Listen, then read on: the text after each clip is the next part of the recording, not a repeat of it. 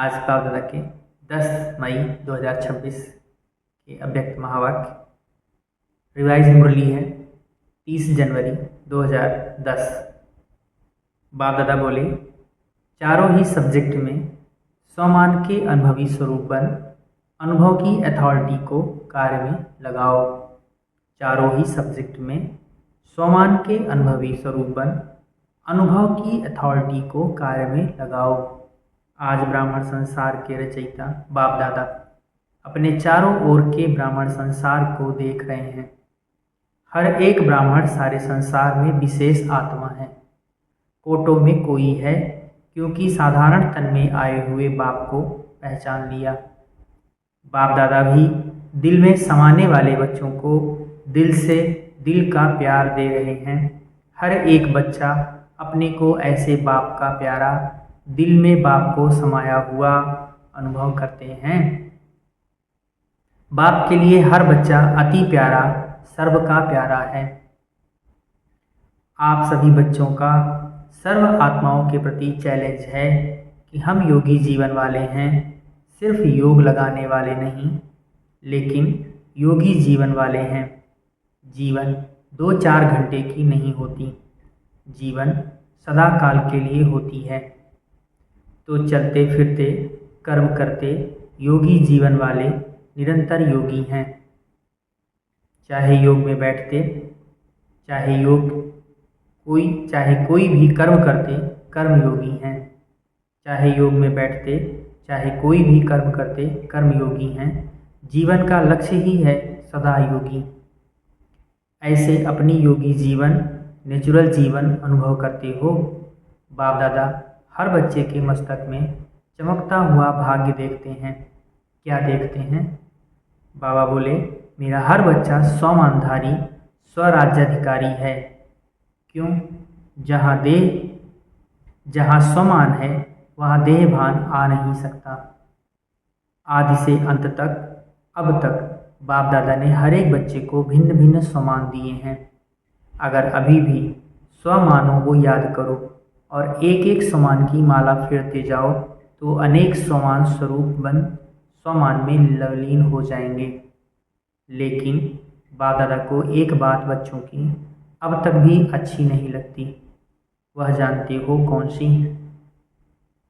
जब कोई भी बच्चा कहता है कि हमें स्वमान में स्थित होने में कभी कभी मेहनत लगती है, चाहते हैं लेकिन कभी कभी मेहनत लगती है, तो सर्वशक्तिवान बाप बच्चों की मेहनत नहीं देख सकते, क्योंकि जहाँ मोहब्बत होती है वहाँ मेहनत नहीं होती है। जहाँ मेहनत है वहाँ मोहब्बत में कमी है। जहाँ मेहनत है वहाँ मोहब्बत में कमी है। बहुत गूढ़ पॉइंट है। आज अमृत बेले बाप दादा ने चारों ओर के ब्राह्मणों के पास, चाहे देश चाहे विदेश में चक्कर लगाया तो क्या देखा? कोई बच्चे स्वमान में बैठे हैं, सोच रहे हैं कि मैं बाप दादा के दिल तख्त नसीन हूँ। सोच भी रहे हैं, स्वमान में स्थित होने का पुरुषार्थ भी कर रहे हैं, लेकिन कमी क्या देखी? स्वमान याद है, सोच रहे हैं, लेकिन स्वमान स्वरूप बन, अनुभवी मूर्त बन, अनुभव के अथॉरिटी बनने में कमी दिखाई दी। स्वमान याद है, सोच रहे हैं, लेकिन स्वमान स्वरूप बन, अनुभवी मूर्त बन, अनुभव के अथॉरिटी स्वरूप बनने में कमी दिखाई दी। क्योंकि अथॉरिटी तो बहुत है, लेकिन सबसे बड़ी अथॉरिटी अनुभव की अथॉरिटी है, और यह स्वमान की अनुभूति ऑलमाइटी अथॉरिटी ने दी है। यह स्वमान की अनुभूति ऑलमाइटी अथॉरिटी ने दी है, तो मेहनत कर रहा है लेकिन अनुभव स्वरूप नहीं बना। तो बाप दादा ने यह देखा कि बैठते हैं, सोचते भी हैं, लेकिन अनुभव स्वरूप कोई है। अनुभव में किसी भी प्रकार का देह अभिमान जरा भी अपने तरफ खींच नहीं सकता। तो अनुभव स्वरूप बन जाना, कर्म करते भी कर्मयोगी के अनुभव स्वरूप में खो जाना, इसकी अभी और आवश्यकता है। स्वरूप में स्थित हो जाना, हर बात में, हर सब्जेक्ट में अनुभवी स्वरूप बनना, चाहे ज्ञान, योग, धारणा और सेवा, चारों ही सब्जेक्ट में अनुभव स्वरूप बनना, अनुभवी को माया भी हिला नहीं सकती। इसलिए बाप दादा आज सभी बच्चों को अनुभवी स्वरूप में देखना चाहते हैं। सुनने और सोचने में फर्क है, लेकिन अनुभवी स्वरूप बनना, जो सोचा जिस समान में स्थित रहने चाहे उसके अनुभव स्वरूप में स्थित हो जाए। अनुभवी को कोई भी हिला नहीं सकता, क्योंकि स्वमान और देहभान जहाँ स्वमान स्वरूप है, स्वमान के अनुभव में स्थित है, वहाँ देहभान आ नहीं सकता। जैसे देखो, अंधकार है, लेकिन आप रोशनी का स्विच ऑन करो तो अंधकार ऑटोमेटिकली गायब हो जाता है। अंधकार को मिटाने में, अंधकार को भगाने में मेहनत नहीं करनी पड़ती। ऐसे ही जब स्वमान के सीट पर अनुभव का स्विच ऑन होता तो किसी भी प्रकार का देहभान, भिन्न भिन्न प्रकार के बाप ने स्वमान भी दिए हैं। स्वमान को जानते हैं, पुरुषार्थ भी करते हैं, लेकिन अनुभव का पुरुषार्थ करना और अनुभवी स्वरूप बनना, उसमें अंतर है। इसलिए मेहनत करनी पड़ती है। तो बाप दादा को अब समय प्रमाण, बाप समान बनने का लक्ष्य संपन्न करने समय, तो बाप दादा को अब समय प्रमाण, बाप समान बनने का लक्ष्य संपन्न करने समय यह मेहनत करना अच्छा नहीं लगता। हर एक अपने को चेक करो कि मैं कर्मयोगी जीवन वाला हूँ। जीवन नेचुरल और सदा काल की होती है, कभी कभी की नहीं। ऐसा अनुभवी स्वरूप बनो जो लक्ष्य है योगी जीवन का, जो लक्ष्य है अनुभवी मूर्त बनने का, वह लक्ष्य संपन्न है। सदा मस्तक से चमकती हुई लाइट, खुद को भी अनुभव हो, खुद भी उस स्वरूप में स्थित हो, स्मृति स्वरूप हो, स्मृति करने वाला नहीं। स्मृति स्वरूप हो, स्मृति करने वाला नहीं। स्मृति स्वरूप हो और स्मृति स्वरूप है या नहीं, उसका प्रमाण यह है कि जहाँ स्मृति के अनुभवी स्वरूप हैं, वहाँ अपने में समर्थी हर कार्य करते हुए भी अनुभव होगी। अगर आत्मिक स्वरूप की स्थिति में स्थित होंगे तो स्वयं में हर कार्य करते समय ईश्वरीय शक्ति का, अलौकिक शक्ति का, रूहानियत का अनुभव भी होगा। समर्थी हर कार्य करते हुए भी अनुभव होगी। कार्य भिन्न भिन्न होंगे, लेकिन अनुभव स्वरूप की स्थिति भिन्न भिन्न नहीं हो। कभी कुछ अनुभव हो रहा है, कभी थोड़ा मूड ऊपर है, कभी नीचे है, ऐसा नहीं होना। एक अलौकिक रूहानियत, मास्टर सर्वशक्तिमान वाली स्थिति, अवस्था, एक रस वाली अवस्था, सर्वसमर्थ वाली अवस्था होनी चाहिए। बाबा करे ऊपर नीचे वाली अवस्था नहीं चाहिए।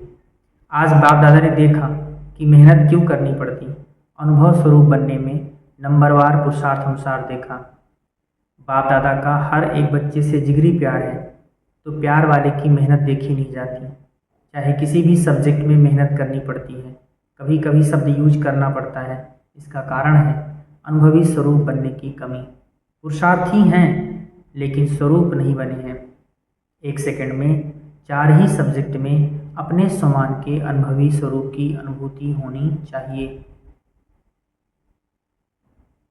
एक सेकंड में 4 ही सब्जेक्ट में अपने समान के अनुभवी स्वरूप की अनुभूति होनी चाहिए, जो देह अभिमान नज़दीक आ नहीं सके। जैसे रोशनी के आगे अंधकार ठहर नहीं सकता, निकालना नहीं पड़ता। नेचुरल जहाँ अंधकार है, वहाँ रोशनी कम है या नहीं है।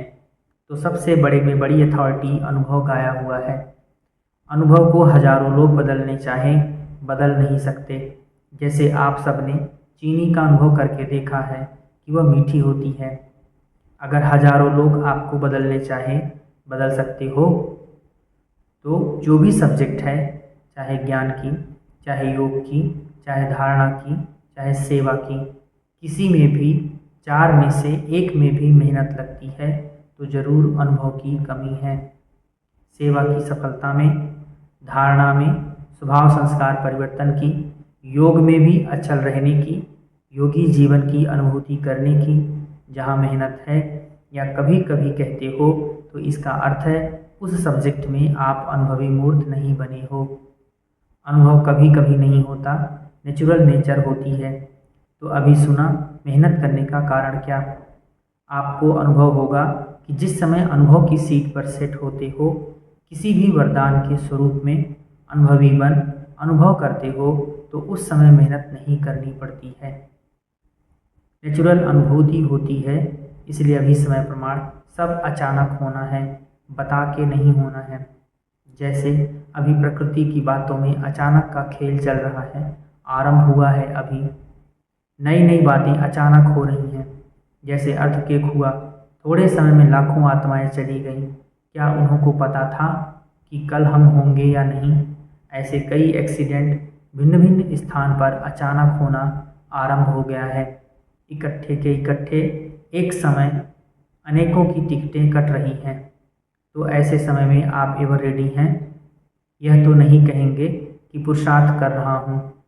एवर रेडी अर्थात कोई भी वरदान या स्वमान का संकल्प किया और स्वरूप बना। एवर रेडी अर्थात कोई भी वरदान या स्वमान का संकल्प किया और स्वरूप बना। इसलिए बाप दादा आज इस बात पर अटेंशन दिला रहे हैं कि किसी भी वरदान को फलीभूत कर वरदान या स्वमान के स्वरूप के अनुभवी बन सकते हो, बनना ही पड़ेगा। कोशिश कर रहा हूँ। अगर कोशिश भी करनी है तो अभी से, क्योंकि बहुत समय का अभ्यास समय पर मदद देगा। पुरुषार्थी नहीं, अनुभवी, क्योंकि अनुभव की अथॉरिटी आप सबको ऑलमाइटी अथॉरिटी ने दी है। जैसे देह भान के अनुभवी हैं, तो क्या देह भान को याद करना पड़ता है कि मैं फलाना हूँ। मानो आपका नाम देह पर पड़ा तो देह भान हो गया ना, मैं फलाना हूँ। अगर हजारों लोग भी आपको कहें कि आप फलाना नहीं हो, आप यह हो, नाम बदली करके कहे, तो आप मानेंगे? भूलेंगे अपना नाम? जन्म लेते जो नाम पड़ा वह देह भान कितना पक्का और नेचुरल रहता है। कोई और को भी आपके नाम से बुलाएंगे, आपको नहीं बुलाना है, लेकिन आपके नामधारी को बुला रहे हैं। आपका कान नाम सुनते ही अटेंशन जाएगा, मुझे बुला रहे हैं। तो देह भान इतना पक्का हो गया है। ऐसे देही अभिमानी, स्वमानधारी, स्वराज्य अधिकारी इतना पक्का हो। आप कहते हो ना हमारा जीवन परिवर्तन है, तो परिवर्तन क्या किया? देह भान से स्वमान, स्वराज्य अधिकारी बने। तो चेक करो, ज्ञान स्वरूप बना हूँ या ज्ञान सुनने और सुनाने वाला बना हूँ। तो चेक करो, ज्ञान स्वरूप बना हूँ या ज्ञान सुनने और सुनाने वाला बना हूँ। ज्ञान अर्थात नॉलेज, नॉलेज का प्रैक्टिकल रूप है। नॉलेज को कहते हैं knowledge is light, knowledge is might. तो ज्ञान स्वरूप बनना अर्थात जो भी कर्म करेंगे वह लाइट और माइट वाला होगा, यथार्थ होगा। इसको कहा जाता है ज्ञान स्वरूप बनना, ज्ञान सुनाने वाला नहीं, ज्ञान स्वरूप बनना। योग स्वरूप का अर्थ है कर्मेंद्रियां जीत बनना। योग स्वरूप का अर्थ है कर्मेंद्री जीत बनना, हर कर्मेंद्री पर स्वराज्यधारी। इसको कहा जाता है योग अर्थात युक्ति युक्त जीवन। हर कर्मेंद्री पर स्वराज्यधारी, इसको कहा जाता है योग अर्थात युक्ति युक्त जीवन। ऐसे अगर ज्ञान योग का स्वरूप है तो हर गुण की धारणा ऑटोमेटिकली होगी। ऐसे अगर ज्ञान योग का स्वरूप है तो हर गुण की धारणा ऑटोमेटिकली होगी। जहाँ ज्ञान योग है, योग युक्त है, वहाँ गुणों की धारणा ऑटोमेटिकली होगी। सेवा हर समय ऑटोमेटिक होगी। समय अनुसार चाहे मनसा सेवा करे, चाहे वाचा करे, चाहे कर्मणा करे, चाहे स्नेह संबंध में करे, सेवा भी हर समय अखंड चलती रहेगी। संबंध संपर्क में भी सेवा होती है। मानो कोई आपके भाई या बहन ब्राह्मण परिवार में थोड़ा सा मायूस है, थोड़ा पुरुषार्थ में डल है, कोई संस्कार के बस है, ऐसे संपर्क वाली आत्मा को आपने उमंग उत्साह दिलाया, सहयोग दिया, स्नेह दिया, यह भी सेवा का पुण्य आपका जमा होता है। गिरे हुए को उठाना यह पुण्य गाया जाता है। तो संबंध और संपर्क में भी सेवा करना यह सच्चे सेवाधारी का कर्तव्य है। सेवा मिले या सेवा दी जाए तो सेवा है, वह नहीं। स्वयं मनसा वाचा कर्मणा संपर्क संबंध में सेवा ऑटोमेटिकली होती रहे। कई बार बाप दादा ने देखा कि संपर्क में कोई कोई बच्चा देखता भी है कि इनका स्वभाव संस्कार थोड़ा जो होना चाहिए वह नहीं है, लेकिन यह तो है ही ऐसा, यह बदलना नहीं है, इसकी सेवा करना टाइम वेस्ट है, ऐसा संकल्प करना क्या यथार्थ है? जब आप मानते हो कि हम प्रकृति को भी सत्व प्रधान बनाने वाले हैं, प्रकृति को, और वह मनुष्य आत्मा है, ब्राह्मण कहलाता है लेकिन संस्कार के वश है, ब्राह्मण कहलाता है लेकिन संस्कार के वश है। जब प्रकृति का संस्कार बदलने की चैलेंज की है तो वह तो प्रकृति से पुरुष है, आत्मा है, चैतन्य है, आपके संबंध में है। तो सच्चा सेवाधारी अपने सेवा का पुण्य कमाने के लिए शुभ भावना अवश्य रखेगा। यह तो है ही ऐसा, यह बदल ही नहीं सकता। यह शुभ भावना नहीं, यह सूक्ष्म घृणा भावना है। फिर भी अपना भाई बहन है, फिर भी मेरा बाबा तो कहता है ना। तो सच्चा सेवाधारी शुभ भावना देने की सेवा में भी पुण्य कमाएगा। गिरे हुए को गिराना नहीं, उठाना, सहयोग देना, इसको कहेंगे सच्चे सेवाधारी, पुण्य आत्मा। तो ऐसे अपने को चेक करो, इतना सेवा का उमंग उत्साह है, इसको कहा जाता है अनुभव की अथॉरिटी वाला।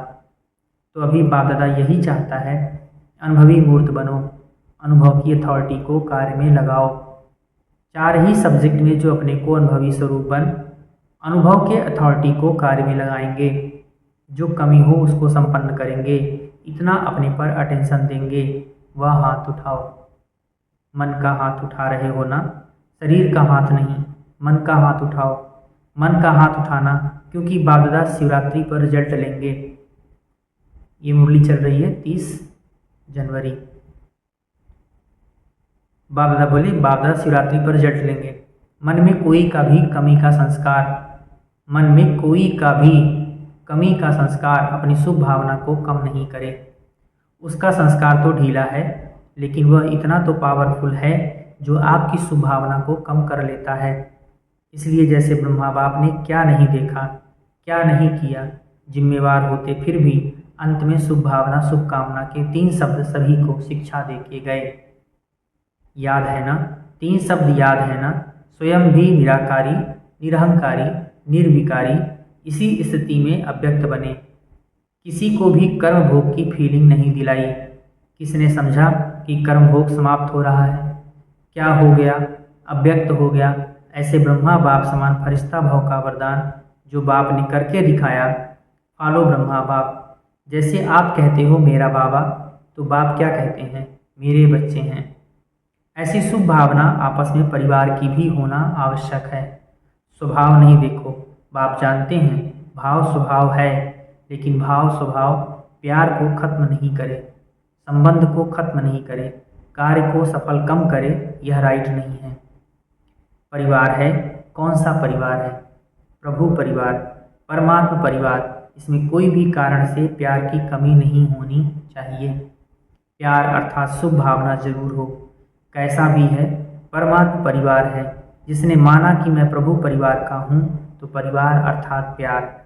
अगर परिवार में प्यार नहीं तो परिवार नहीं। यह परमात्मा परिवार एक का एक समय ही होता है। इतना बड़ा परिवार परमात्मा के सिवाय और किसका हो नहीं सकता। तो चेक करना, क्योंकि यह भी पुरुषार्थ में विघ्न पड़ता है। तो जब विघ्न मुक्त होंगे तभी अनुभवी बन अनुभव के अथॉरिटी द्वारा सभी को अनुभवी बनाएंगे। अच्छा, चारों ओर के बच्चों को बाप दादा देख देख खुश हो गीत गाते, वाह बच्चे वाह। हर बच्चे के दिल में बाप है और बाप के दिल में हर बच्चा है। और यहाँ इतना परिवार मधुबन निवासी देखकर यह भी खुशी होती है। वाह मधुबन वाह, सबका असलम मधुबन है ही है, इसलिए मधुबन में भागकर आ जाते हैं। अब बाप की जो आशा है वह जल्दी से जल्दी पूर्ण करना है। चारों ही सब्जेक्ट में अनुभवी स्वरूप बनना ही है। बाप दादा देश विदेश चारों ओर के बच्चे जहाँ भी बैठे देख रहे हैं, सभी कैसे देख देख हर्षित हो रहे हैं। यह साधन, यह साइंस इसी समय प्रोग्रेस में जा रही है। नई नई इन्वेंशन दुनिया के हैं, लेकिन आपके फायदे के साधन अच्छे अच्छे निकाल रहे हैं। दूर होते भी साथ हैं, तो साइंस वालों को भी मुबारक है जो साधन तो बनाए हैं। अच्छा, देश विदेश के सभी बच्चों को बहुत बहुत दिल का प्यार और याद स्वीकार हो, और विशेष ऐसे विशेष बच्चों को नमस्ते। हम सभी रूहानी बच्चों की रूहानी माता पिता बाप दादा को याद प्यार, गुड मॉर्निंग, नमस्ते नमस्ते नमस्ते बाप दादा, शुक्रिया, थैंक यू, धन्यवाद। वरदान, नॉलेज की लाइट द्वारा पुरुषार्थ के मार्ग को सहज और स्पष्ट करने वाले फरिश्ता स्वरूप भव। नॉलेज की लाइट द्वारा पुरुषार्थ के मार्ग को सहज और स्पष्ट करने वाले फरिश्ता स्वरूप भव। फरिश्तेपन की लाइफ में लाइट और माइट दोनों ही स्पष्ट दिखाई देते हैं, लेकिन लाइट और माइट रूप बनने के लिए मनन करने और सहन करने की शक्ति चाहिए। मनन करने और सहन करने की शक्ति चाहिए। मनसा के लिए मनन शक्ति और वाचा कर्मणा के लिए सहन शक्ति धारण करो। मनसा के लिए मनन शक्ति और वाचा कर्मणा के लिए सहन शक्ति धारण करो। फिर जो भी शब्द बोलेंगे, कर्म करेंगे, वह उसी के प्रमाण होंगे। अगर यह दोनों शक्तियाँ हैं तो हर एक के लिए पुरुषार्थ का मार्ग सहज और स्पष्ट हो जाएगा। बाबा ने पूरी मुरली में जो मुख्य होमवर्क दिया कि कोई कैसी भी आत्मा हो, किसी के भाव स्वभाव को न देखते हुए हर आत्मा के प्रति शुभ भावना शुभकामना रखनी है। उस पूरी धारणा का जो सार है वो वरदान में है, मनन शक्ति और सहन करने की शक्ति। कोई आत्मा अपने बुरे स्वभाव संस्कार के वशीभूत होकर जब हमारे साथ कुछ बुरा करती है, हमारा नुकसान करती है, हमारे साथ थोड़ा मिसबिहेव करती है, जैसा होना चाहिए वैसा व्यवहार नहीं होता, तो हमारा मन आहत होता है, जिसका रिएक्शन होता है कि फिर हमारे अंदर उसके प्रति घृणा के भाव, बदले के भाव या कुछ और भाव उत्पन्न होते हैं। तो उस भाव को अगर हमें जीतना है तो उसके लिए सिर्फ एक ही चीज़ है, हमें अपने दिल को इतना मजबूत करना पड़ेगा, अपनी आत्मा को सहन करने की शक्ति, कि सामने वाली आत्मा के जो भी दुर्गुण हैं, दुर्व्यवहार हैं, उसको हम माफ़ कर सकें। उसके लिए हमें फीलिंग में न आए, और फीलिंग में न आने के लिए दिल को बहुत मजबूत करने की आवश्यकता है कि कोई कैसा भी व्यवहार करे, कोई कुछ भी, इस वाणी कैसी भी हो, किसी का स्वभाव कैसा हो, किसी का संस्कार कैसा हो, लेकिन फिर भी मुझे फीलिंग न आए। अच्छा, ओम शांति। तो बाबा ने कहा कि अगर यह दोनों शक्तियाँ हैं तो हर एक के लिए पुरुषार्थ का मार्ग सहज और स्पष्ट हो जाएगा। स्लोगन, व्यर्थ बोलना अर्थात अनेकों को डिस्टर्ब करना। व्यर्थ बोलना अर्थात अनेकों को डिस्टर्ब करना। व्यर्थ में हम भी डिस्टर्ब होते हैं, और एक बार बोला फिर तो वो कई महीनों, कई सालों तक गांठ बन जाती है। अच्छा, आज के लिए अव्यक्त इशारे हैं। सदा अचल अडोल एक रस स्थिति का अनुभव करो। आप बच्चे मास्टर प्रकृति पति हो। इस प्रकृति के खेल को देख हर्षित होते रहो। चाहे प्रकृति हलचल करे, चाहे प्रकृति सुंदर खेल दिखाए, दोनों में प्रकृति पति आत्माएं साक्षी हो। खेल देखती और खेल में मजा लेती हैं, घबराती नहीं हैं। इसलिए बाप दादा तपस्या द्वारा साक्षीपन की स्थिति के आसन पर अचल अडोल स्थिर रहने का विशेष अभ्यास करा रहे हैं।